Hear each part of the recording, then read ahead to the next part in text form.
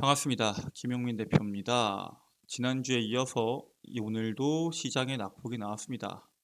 일단 지난주 같은 경우에는 테슬라의 순이익 감소라는 악재가 2차 전지 산업에 반영이 되면서 2차 전지 관련된 종목군들의 낙폭이 크게 나왔죠. 실질적으로 코스닥 시장을 2차 전지가 주도해서 올렸다 보니까 2차 전지의 낙폭이 코스닥의 낙폭으로 연결이 되면서 3.8% 정도의 낙폭이 나왔습니다. 근데 이번에는 폭스바겐의 20조 투자라던가 테슬라의 영업이익률을 올리기 위한 여러 가지에 대한 정책이 나오면서 2차 전지 산업에 긍정적인 모멘텀이 나왔습니다. 그럼에도 불구하고 2차 전지는 눈에 띄는 강세가 나오진 않았죠. 우리가 2차 전지 산업을 근본적으로 열광하는 이유에 대해서 확인해 볼 필요가 있습니다. 그 이유를 알면은 2차 전지 다음으로 시장에서 수혜받을 수 있는 산업을 쉽게 예측해 볼 수가 있다는 거죠. 시장 같은 경우에는 현재 2차 전지의 열광으로 인해서 높게 오른 만큼 2차 전지 조정에 맞춰서 낙폭이 언제든지 더 나올 수 있습니다. 그리고 그 속에서 낙폭이 과하게 나오는 2차 전지 다음 수혜주들을 우리가 싸게 공략할 수 있다는 장점이 있죠. 싸게 살 기회가 왔다라는 것은 우리가 5월 달에 이 주식을 반드시 봐야 된다라고 말씀을 드리는 거고요. 2차 전지 다음으로 수혜받을 수 있는 이 산업의 이 주식을 여러분들께서 무식하게 투자하셔야 된다라는 내용으로 오늘 영상을 준비해 왔으니까요. 처음부터 끝까지 집중하셔서 시청하시면은 정말 감사드리겠고요. 영상 시청하시기 전에 구독과 좋아요 버튼 한 번씩만 부탁드리도록 하겠습니다. 자, 일단 테슬라에 대한 이슈를 먼저 같이 보면서 이야기를 하죠. 테슬라가 이번에 차값을 다시 올렸죠. 수익성 방어 급했나라는 내용인데 이달 초에 모델 S와 모델 X의 가격을 테슬라가 낮췄죠. 근데 2주 만에 미국 시장 내 최저가를 3,000달러 인상하겠다라고 발표를 합니다. 올해 들어서 미국에서만 6차례 가격 인하를 단행했던 테슬라는 수익성보다는 점유율을 늘리겠다라는 전략을 펼쳤는데 박리담의 전략을 펼쳤죠. 이게 이러한 전략을 펼칠 수 있는 이유가 후발주자로 꼽히는 포드나 리비안, 루시드 등 테슬라처럼 가격을 인하하기 어려운 구조의 기업과 달리 테슬라 같은 경우에는 워낙 영업이익률이 잘 나오는 기업이기 때문에 이러한 과감한 전략을 선택을 할 수 있었습니다. 근데 중요한 거는 연초에 테슬라의 최고 재무 책임자가 공언했던 영업이익률 20%와의 격차가 너무 크게 나왔습니다. 작년 1분기에는 테슬라의 영업이익률이 19%였는데 올해 1분기에는 11%가 나왔습니다. 원래 공언했던 영업이익률의 반토막밖에 나오지 않았기 때문에 수익성 방어를 위해서 가격 인상 카드를 제시했다라고 현재 시장에서는 판단을 하고 있고요. 사실 테슬라처럼 이 시장에서 반드시 필연적으로 성장하는 전기차 시장에서 선두 기업들은 고무줄 전략을 펼칠 수가 있고요. 마찬가지로 국가도 그렇겠죠. 칠레 같은 경우에는 이번에 국유화를 선언을 합니다. 세계 최대 리튬 매장 국가인 칠레가 리튬 산업 국유화를 선언을 했고요. 리튬에 대한 국가 통제력을 강화해서 경제적 이익을 누리겠다라는 계산을 가지고 있습니다. 이 칠레 대통령 가브리엘 보리치 칠레 대통령은 작년에 취임을 했는데 취임하자마자 리튬 등 자원개발 주도권을 외국 회사로부터 되찾아오려는 시도를 몇 번씩 했던 대통령이고요. 실제로 볼리비아 2008년도부터 리튬 국유화를 선언을 했죠. 멕시코도 리튬 국유화를 선언을 했고요. 칠레도 이번에 선언을 했죠. 아르헨티나도 광산 채굴에 대한 이 권한을 전면 백지화하는 등 지금 현재 중남미권 국가들 특히나 리튬이 많이 매장되어 있는 국가들은 국제 시장에서 입김을 키우기 위해서 석유 수출국 기구인 오펙과 같은 리튬 생산국 카르텔을 만들 준비를 하고 있습니다. 이제 오펙에서 감산한다. 원유값 등락이 엄청나게 나오죠.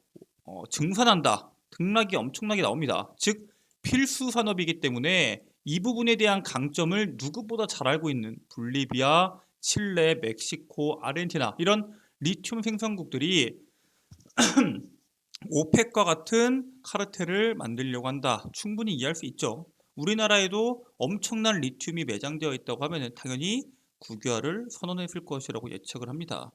탄소 배출에 대한 국가 정책들이 지금 계속적으로 나오다 보니까 전기차 산업의 고속 성장 속에서 기회를 잡으려는 움직임이 나온다라고 생각하시면 될 것 같고요. 사실 지금 전 세계적으로 탄소 중립을 위해서 여러 가지 정책이 나오고 있습니다. 근데 지금 이 탄소 중립에 대한 가속도가 우리가 생각했던 것보다 더 빠르게 나오고 있습니다. 이게 원래 탄소 중립은 단계적으로 넘어갈 것으로 우리가 시장을 판단하고 있었는데 이 코로나로 인해서 에너지에 대한 문제들이 터졌고 거기에 따른 석탄에 대한 활용도가 엄청나게 증가하는 모습을 보였습니다. 그런데 지금 같은 경우에는 코로나가 거의 다 종식이 돼가고 그동안 딜레이 됐던 이 탄소 중립에 대한 순차적인 속도가 가속화됐다 정도로만 보시면 될 것 같고요. 대표적으로 미국의 이번 정책을 보시면은 탄소 중립에 얼마나 빠른 가속도가 나올 수 있는지 예측을 해볼 수 있습니다. 미국 정부가 기존 화력발전소의 탄소 배출량을 제한하는 방안을 이번에 추진합니다. 석탄, 가스발전소를 포함해서 모든 발전소의 이산화탄소 배출량을 2040년도까지 제로에 가깝게 하는 것을 목표로 하고 있고요. 지금 7년밖에 남지 않았죠.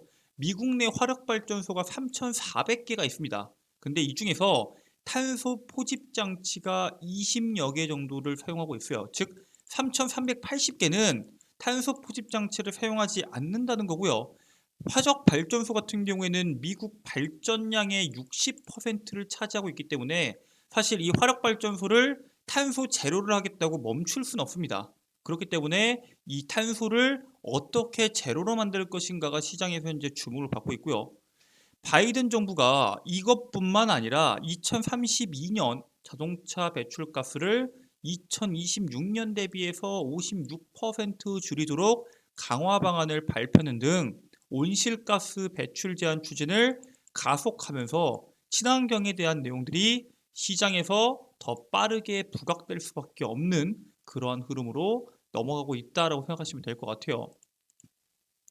일단 탄소 포집 장치가 뭐냐? 쉽게 말해서 큰 공기 흡입기를 이용해서 공기를 쭉 빨아들인 다음에 이 공기에서 이산화탄소를 따로 분리해서 저장하거나 처리하는 기술을 탄소 포집 장치라고 생각하시면 될 것 같고요. 전 세계에 딱 40개만 이게 적용돼 있고요. 이 중에서 20개가 미국에 적용되는데 3,400개의 화력발전소 중에서 20개밖에 적용되고 있지 않기 때문에 앞으로 여기에 대한 적용이 얼마나 되냐가 상당히 중요하다라고 생각하시면 될 것 같아요. 자, 근데 미국의 EPA에서는 가스 발전소의 탄소 포집 의무화를 추진한다라는 내용이 나왔는데 미국 환경보호청 EPA에서는 조만간 천연가스 발전소의 탄소 포집 장치 설치를 의무화하는 법안을 발의할 것이다 라는 로이터 통신이 보도를 했습니다. 발전 부분이 온실가스 배출량의 미국 전체 배출량의 4분의 1을 차지하기 때문에 엄청나게 큰 부분을 차지합니다. 그렇기 때문에 이 부분을 통해서 탄소 배출량을 기하학적으로 줄일 수 있다는 게 현재 미국의 기대감이고요.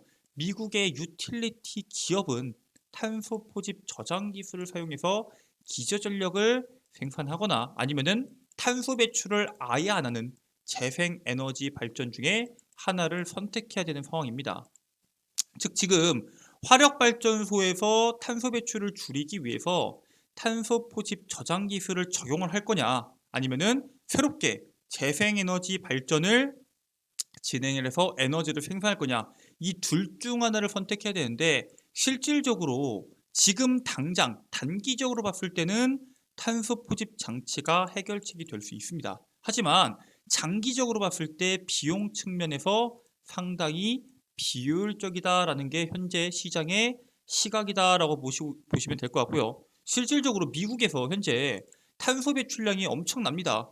2007년도까지만 하더라도 60억 톤이었는데 지금은 거의 50억 톤대로 많이 떨어졌죠. 문제는 한국의 탄소 포집 저장 활용 기술은 우리나라가 다른 국가들에 비해서 비쌉니다. 왜냐? 탄소 저장소가 없어서 1톤당 150달러가 소요가 됩니다.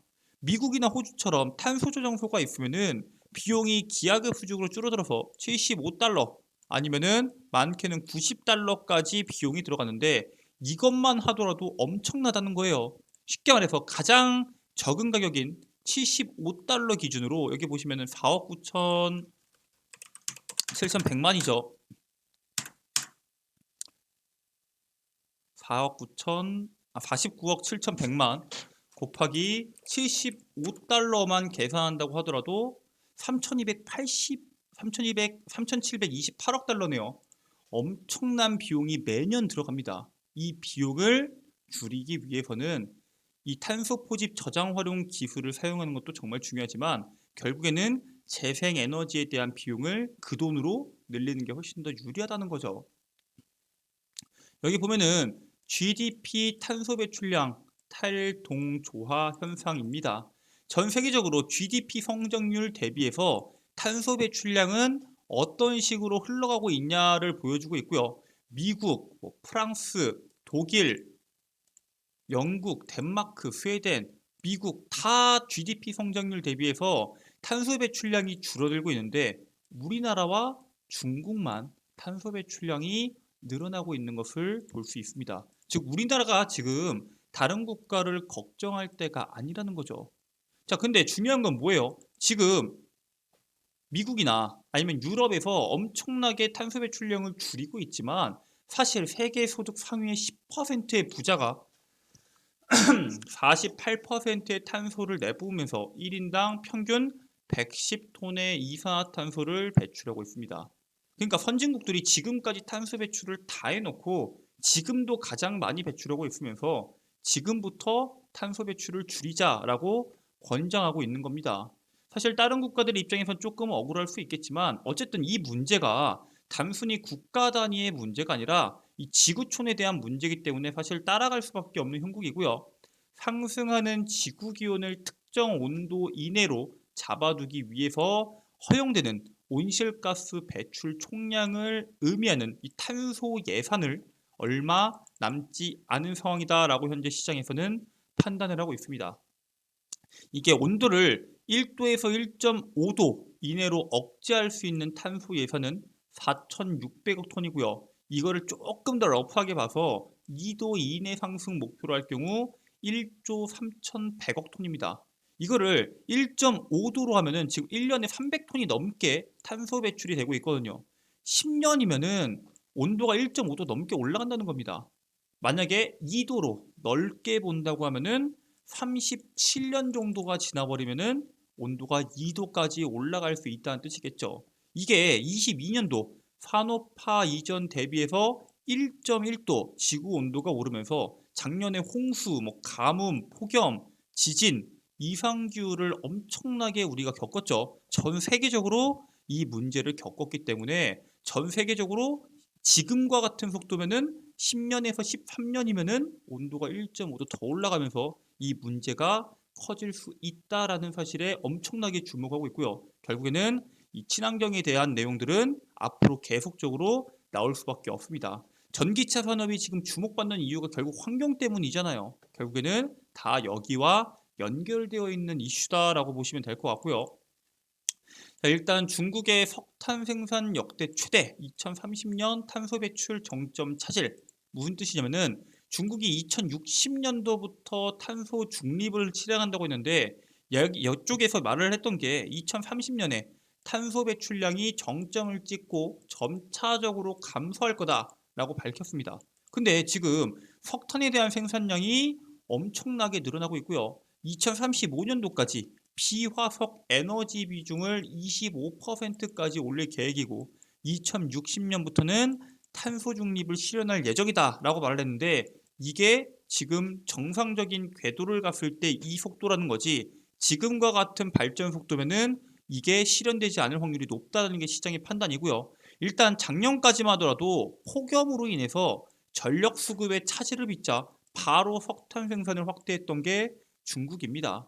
앞으로 이 환경에 대한 문제가 시장에서 계속적으로 주목을 받을 수밖에 없고요. 중국 같은 경우에는 미국과 중국의 경쟁 속에서 중국과 미국은 서로 다른 정책을 갈 수밖에 없기 때문에 여기에 대한 문제를 사실 제재한다고 하더라도 유럽이나 미국이 중국을 제재하기 위한 여러 가지에 대한 정책을 펼친다고 하더라도 이 문제가 쉽게 해결되지 않을 수 있습니다. 그렇기 때문에 오히려 무역을 진행함에 있어서 국가 단위가 아니라 탄소 배출이 가장 큰 무역 장벽으로 자리 잡을 것으로 현재 시장에서는 예상을 하고 있습니다.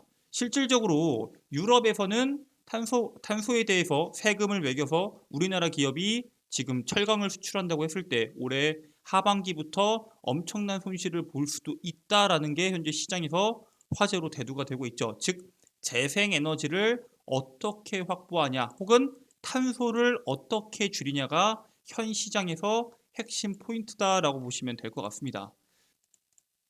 일단 산업분에서는 여러 가지에 대해서 시도를 종합적으로 하고 있습니다. 한국과 칠레가 일단은 FTA를 체결 20주년을 계기로 양국 간 수소, 재생에너지 등 에너지 신사업 분야의 협력을 강화할 예정을 가지고 있고요. 칠레 같은 경우에는 남북으로 길게 뻗어 있는 국토를 기반으로 태양광 산업과 풍력 발전 산업의 세계 최대 수준의 재생에너지 잠재력을 갖고 있는 국가다라고 여기 적어놨는데 실질적으로 칠레가 재생에너지에 대한 경쟁력이 확실히 있는 국가는 맞습니다.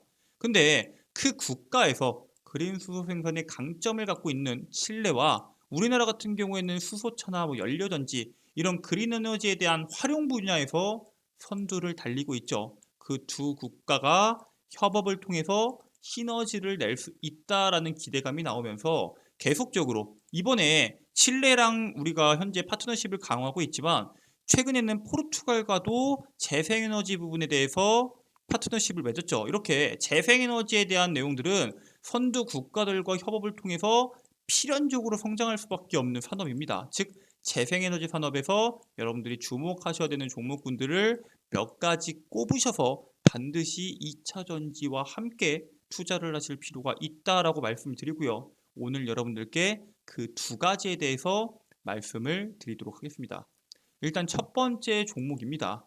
신성 ENG고요. 이거는 미국의 화력발전소 온실가스 배출 제로 추진에 오늘 시장에서 한번 강세를 보였습니다. 근데 이게 이제부터 본격적인 성장이 기대되는 그러한 기업입니다. 왜냐면은 얘네가 2020년 BIPV 이게 건물 일체형 태양광 모듈을 개발을 했습니다.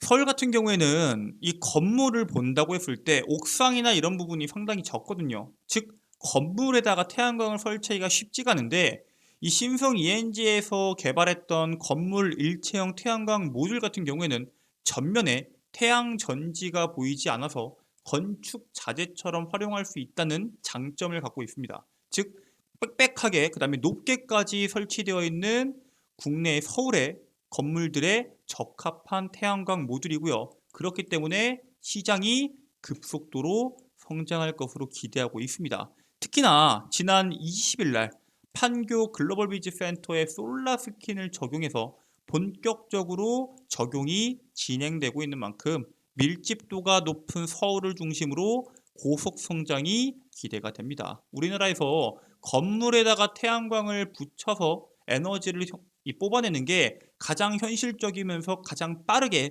에너지를 생산할 수 있는 방법이기 때문에 이 부분에 대해서 여러분들이 주목하실 필요가 있다라고 말씀을 드리고요. 두 번째는 LS입니다.